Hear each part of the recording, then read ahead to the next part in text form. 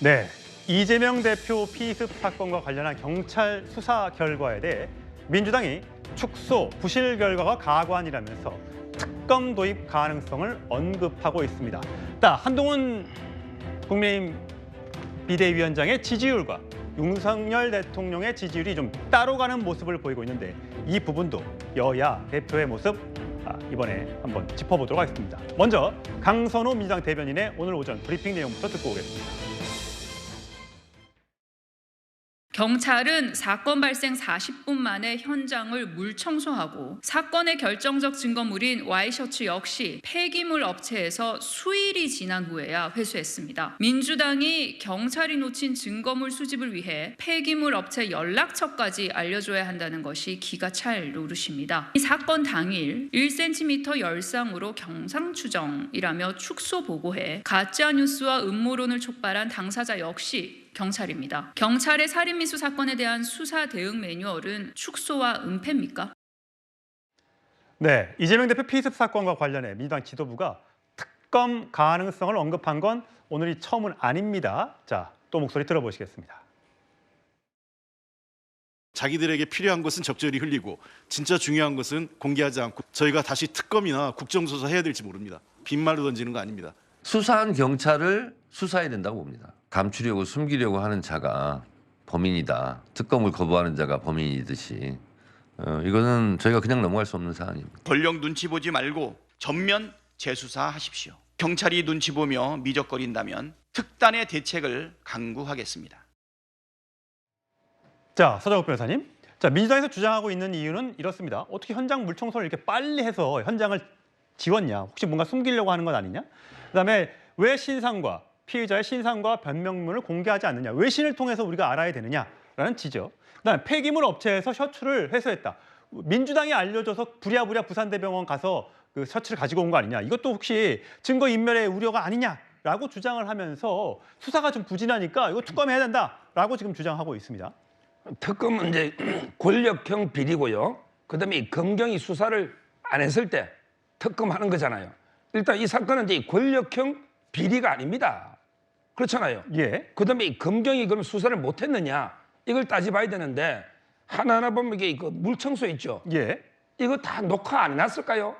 이미 다 동영상이나 사진 다 이게 하고 나서 청소하는 거예요. 여기가 이게 유명 관광지입니다. 그럼 이게 피를 계속 나눠야 됩니까? 이미 증거 수집 끝났잖아요. 좀 말도 안 되는 주장을 하고 있는 거고요. 그다음에 두 번째 신상이나 공개 있죠. 저도 개인적으로는 신상 공개해야 된다. 이렇게 주장을 한 거예요. 근데 그 위원회 결정해서 비공개했는데 이게 은폐가 됩니까? 그러니까 어차피 법적으로 어쩔 수 없다 이거죠. 위원회에서 결정을 했잖아요. 예. 비판할 수는 있죠. 저도 공개라고 방송했잖아요. 근데 이 부분은 검찰 가고 재판 가면 다 공개가 되는 거예요. 예. 최종 은폐가 안 됩니다. 그다음에 그 와이셔츠 있죠. 폐기물. 이것도 마찬가지예요. 지금은 이제 그때 현장에 수백 명 목격자들이 다 있잖아요. 그 와이셔츠에 뭐 피가 얼마 묻어있냐에 따라서 이게 뭐가 달라집니까? 다 목격자가 있고 다 돼 있기 때문에 아마 병원에서 이게 버렸던 걸 수소문해 가져온 것 같아요. 이게 경찰이 고의적인 은폐라 보기 어렵잖아요. 무엇보다 경찰에서 처음에 뭐 열상 1cm 아니 열상이면 뭐하고 자상이면 뭐합니까? 이게 뭐가 중요합니까? 살인미수로 지금 기소를 하는데 자꾸 민주당은 이게 아주 상처를 강조하려고 하는 모양인데 그런다고 이게 뭐 동정론이 더 일어납니까? 저는 계속 이 열상 자상 가지고 다투는 걸 이해를 못 하겠어요. 예. 결론적으로 경찰은 제가 보기에 원칙에 따라 수사를 저는 잘했다. 그다음에 비공개만 좀 아쉽지만 이거는 위원회 결정이다. 이렇게 보고 앞으로 또 검찰의 보안소가 있고 재판이 있잖아요. 좀 이게 자꾸 음모론 제기하지 말고 지켜보시고 또 툭하면 이게 특검이라고 하는데 이런 건 이게 말이 안 되는 거예요. 예. 지금 특검이라고 한 발언이 국민의힘에서 나왔는데 그 목소리 저희가 준비했습니다. 들어보시죠. 제1야당의 대표가 피습당한 사건을 수사하면서 미진하게 했을 경우에 그 후과를 경찰이 어떻게 감당할 수 있겠습니까? 그냥 정말로 제가 특검이라 그랬는데 툭하면 특검이라고 이렇게 끈끈이 또 수시로 특검을 하겠다고 하는 것은 거리만 있으면은 계속 정쟁을 유발하겠다는 그런 뜻으로 저는 생각합니다. 예, 김건희 특검에 이어서 민주당이 이재명 대표 피습 사건의 수사 결과가 결국 미진하게 된다면 특검으로 갈 수도 있다라는 주장에 국민의힘에서는 이렇게 툭하면 특검 중독에서 벗어나길 바란다. 이렇게 꺼리만 있으면 정쟁을 유발하겠다는 뜻이냐, 총선을 앞두고 이런 비판이 국민의힘에서는 나온 상황입니다. 자, 이재명 대표의 흉기 피습 사건 이후에 이재명 대표나 민주당을 향한 국민들의 시선은 어떨까요? 저희 여론조사 결과를 좀 준비했는데 보면서 또 설명을 드리도록 하겠습니다. 정당 지지도입니다. 자, 민주당 35에서 33으로, 국민의힘 34에서 36으로, 물론 둘 다 오차 범위 내지만 이런 흐름을 보이고 있다는 말씀을 좀 드리겠습니다. 자, 배우찬 소장님, 예. 이 수치는 어떻게 해결하면 분석하면 되겠습니까? 그렇죠. 우선 이제 제일 궁금한 것이 이재명 대표의 피습이 있었기 때문에 예.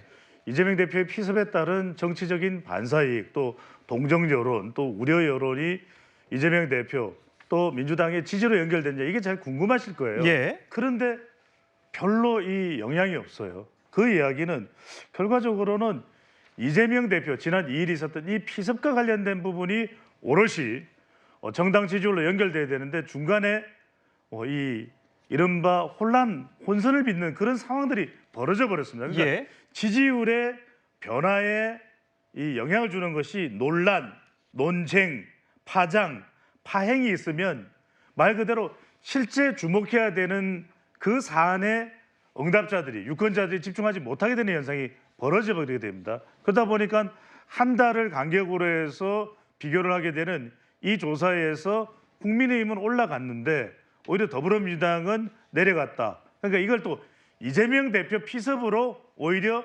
더불어민주당의 지지율이 더 내려갔다.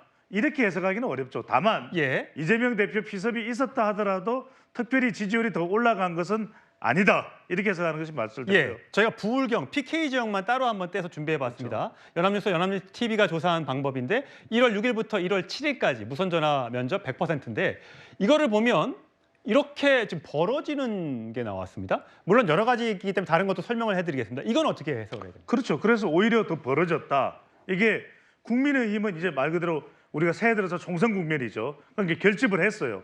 그런데 민주당은 오히려 국민의힘과의 경쟁에서 결집보다는 지지율이 더 빠지는 현상으로 이어졌다. 근데 여기서 이제 주목하는 건 이런 겁니다.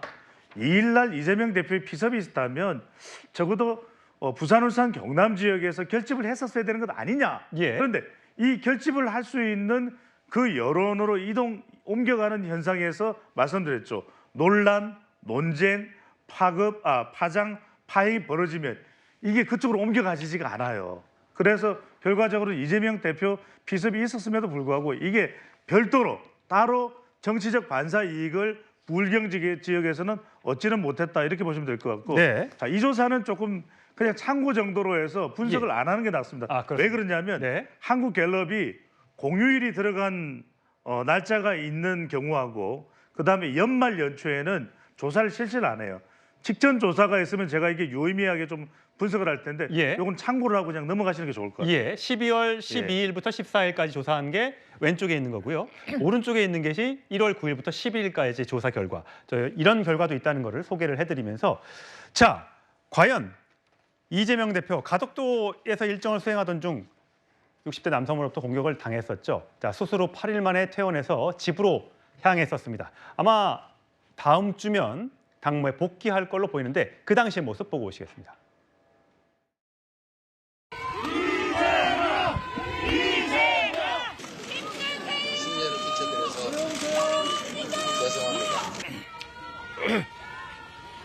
우리 국민 여러분께서 살려주신 목숨이라 앞으로 남은 생도 오로지 국민들을 위해서만 살겠습니다. 상대를 죽여 없애야 하는 전쟁 같은 이 정치를 이제는 종식해야 합니다. 서로 존중하고 인정하고 타협하는 제대로 된 정치로 복원되기를 바랍니다. 진심으로 다시 한번 감사 말씀드립니다. 고맙습니다. 자, 김영준 의원님, 네. 전쟁 같은 정치를 좀 그만두길 바란다, 종식시켜야 된다라고 얘기하면서 오늘 이재명 대표가 고 문익환 목사 30주기를 앞두고 SNS에 용기와 담대함, 그의 문익환 목사의 용기와 담대함을 기억한다. 라고 하면서 민주주의 평화 번영의 한반도를 향해 흔들림 없이 나아갈 것이다. 라는 이제 글만 남겼습니다. 네. 자, 이 글을 남기고 물론 지금 몸이 아직까지 완벽하게 회복되기 전이기 때문에 아직 외부 일정을 하지 않고 있습니다만 이르면 다음 주 월요일쯤에 당무 복귀가 있을 수 있다는 지금 얘기가 흘러나오고 있습니다.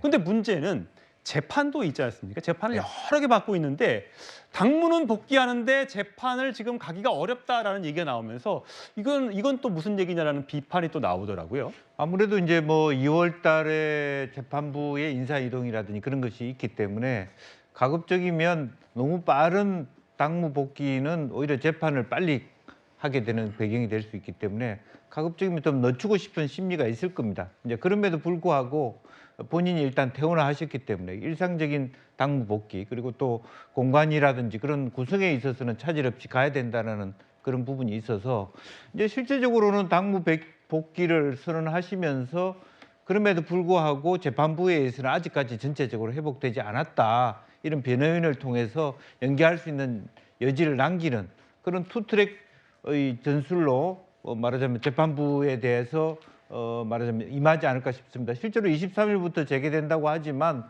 본인이 참석하지 않을 경우에 사실 형사재판은 진행하기 어렵거든요. 예. 일부만 반쪽짜리 재판밖에 안 된다는 것이고 그걸 가지고 그것도 수년될 가능성이 많고 그렇다면 23일 재판 같은 경우는 또 2월 달에 재판부가 바뀌는 경우는 또 3월 달에 다시 또 여러 가지 공판에 대한 재조정을 해서 4월까지 갈 수 있기 때문에 이재명 대표는 그와 같은 그 흐름들을 보면서 천천히 당무 복귀할 가능성이 매우 높다 그렇게 보여집니다. 예. 자, 이재명 대표 곧 당무 복귀한다고 하는데 또 그 첫 일성은 뭐가 될지 제가 보도록 하고요.